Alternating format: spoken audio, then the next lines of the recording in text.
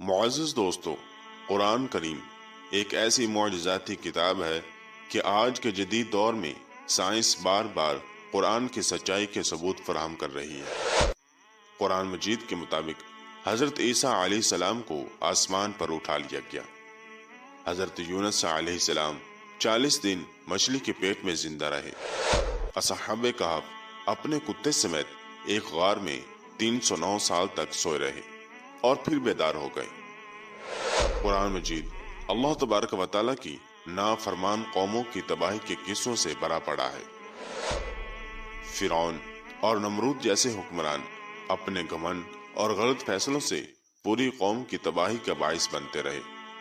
دوستو، آج تک دنیا پر حکمرانی کرنے والے 4 ہی بڑے بادشاہ گزرے ہیں جن کی حکومت بہت وسیع تھی۔ ان میں سے 2 مومن اور 2 کافر تھے۔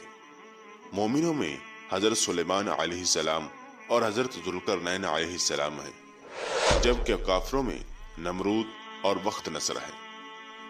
آج کی ویڈیو میں ہم آپ کو انہی میں سے ایک یعنی نمرود کے بارے میں بتائیں گے کہ وہ کیسے، کب اور کہاں پالا بڑا، کیوں نمرود کی والدہ نے اس کو اپنا دودھ نہ پلایا اور کیسے ایک بھیڑیا اس کو اپنا دودھ پلاتا رہا۔ کون سی وجہ تھی کہ ملک الموت بھی نمرود کی ماں کی روح قبض کرتے وقت رو پڑے تھے۔ معزز دوستو، روایت میں آتا ہے کہ ایک دفعہ اللہ تبارک و تعالیٰ نے حضرت اسرائیل علیہ السلام سے پوچھا کہ آج تک اتنے انسانوں کی روح تم قبض کر چکے ہو، کبھی کسی پر رحم بھی آیا ہے؟ تو حضرت اسرائیل علیہ السلام نے عرض کیا، اے اللہ تبارک و تعالیٰ، ایک موقع ایسا آیا تھا کہ جب مجھے ایک روح کو قبض کرتے وقت بہت غم آیا اور میرا دل خون کے آنسو رویا، لیکن ہم فرشتوں میں ایسی مجال نہیں کہ ہم اللہ تبارک و تعالیٰ تیری حکم عدولی کر سکیں۔ الہی، ایک موت بھلائے نہیں بولتی۔ ملک الموت عرض کرنے لگے، ایک دفعہ ایک کشتی مردوں اور عورتوں سے بھری جا رہی تھی جس میں ایک عورت نے ایک خوبصورت بچے کو جنم دیا۔ اے اللہ تبارک و تعالیٰ، تو نے حکم دیا کہ اس کشتی کو سمندر میں غرق کر دو۔ مجھے حکم ہوا کہ جس عورت نے بچہ جنا ہے اس کو اور اس کے بچے کے علاوہ سب کی روح قبض کر دو۔ الہی، میں نے سب کی روح قبض کر لی۔ ساری کشتی ڈوب جانے کے بعد وہ عورت اپنے نئے پیدا ہونے والے بچے کے ساتھ ایک تختے پر بیٹھ گئی اور سمندری موجوں میں جھولنے لگی۔ اس عورت نے بچے کو دودھ پلایا تو پھر اللہ تبارک و تعالیٰ، تو نے مجھے حکم دیا کہ اب اس ماں کی بھی روح قبض کر لو۔ اے اللہ تبارک و تعالیٰ، تیرے سے کوئی بات پوشیدہ نہیں، تو خوب جانتا ہے کہ یہی وہ وقت تھا کہ جب میرا دل ہل گیا اور غمگین ہو گیا کہ اس بچے سے اس کی ماں کو ایک سمندر کے اندر جدا کر دوں۔ مجھے اس شیر خوار بچے کو اس کی ماں سے الگ کر کے جس قدر تکلیف پہنچی تھی، اب اس واقعہ کو ایک مدت بیت چکی ہے، لیکن وہ بچہ برابر یاد آتا ہے۔ اللہ رب العزت نے فرمایا، کیا تو جانتا ہے کہ وہ بچہ اب کہاں ہے اور کس حال میں ہے؟ اے اسرائیل، سن، جب تو نے ماں کی روح قبض کی اور بچے کو تنہا چھوڑ دیا تو ہم نے سمندر کی ایک موج کو حکم دیا کہ اس بچے کو احتیاط سے ایک ویران جزیرے میں ڈال دے۔ اس جزیرے میں ہر طرح کے درخت اگا دیے، صاف پانی کا چشمہ جاری کر دیا، بے شمار پھل اگا دیے۔ اس بچے کو خوش کرنے کے لیے انتہائی خوبصورت اور نادر پرندے وہاں بھیجے۔ پرندے اور جانور اس بچے سے کھیلتے۔ ریت کے اندر اس کے لیے ایک خاص بستر تھا اور ایک بھیڑیے کی مادہ کو حکم دیا کہ وہ اس کو دودھ پلائے۔ سورج کو حکم تھا کہ اس کے اوپر دھوپ نہ ڈالے اور بارش اس کے اوپر نہیں برستی تھی۔ اس طرح ہم نے اس تنہا اور بے یار و مددگار بچے کی مدد کی جس سے وہ خوب صحت مند اور جوان ہو گیا۔ اور اے ملک الموت، کیا تو جانتا ہے کہ اب وہ بچہ کہاں ہے؟ حضرت اسرائیل علیہ السلام فوراً سجدے میں گر گئے، پکار کر کہنے لگے، اے اللہ پاک، بے شک تو ہی حکمت والا اور جاننے والا ہے۔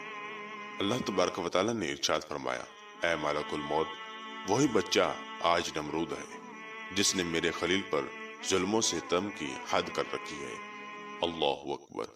نمرود ہی وہ بچہ تھا جسے پروردگار عالم نے اپنی قدرت کاملہ سے کس شان اور عظمت سے پالا، مگر اس بچے نے بڑے ہو کر خوب قوت حاصل کی اور شاہی خاندان میں جگہ بنا کر بادشاہ بن گیا۔ یہ بابل کا حکمران بنا۔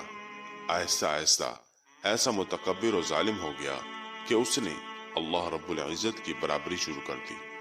نعوذ باللہ۔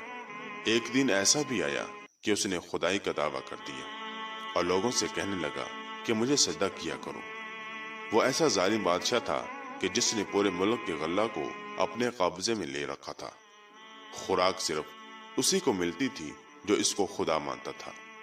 ایک دن حضرت ابراہیم علیہ السلام بھی غلہ لینے کے لیے نمرود کے دربار میں پہنچ گئے، تو اس نے کہا پہلے مجھ کو سجدہ کرو اور اپنا خدا تسلیم کرو، جب ہی میں تم کو غلہ دوں گا۔ حضرت ابراہیم علیہ السلام نے بھرے دربار میں اعلان فرما دیا کہ تو جھوٹا ہے اور میں صرف ایک خدا کا پرستار ہوں جو وحدہ لا شریک ہے۔ یہ سن کر نمرود آپے سے باہر ہو گیا اور آپ علیہ السلام کو دربار سے نکال دیا۔ نمرود حضرت ابراہیم علیہ السلام کی تبلیغ سے بالکل تنگ آ چکا تھا۔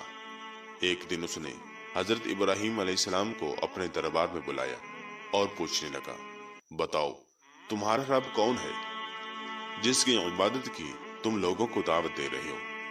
حضرت ابراہیم علیہ السلام نے فرمایا، میرا رب وہ ہے جو کہ زندہ کرتا اور مارتا ہے۔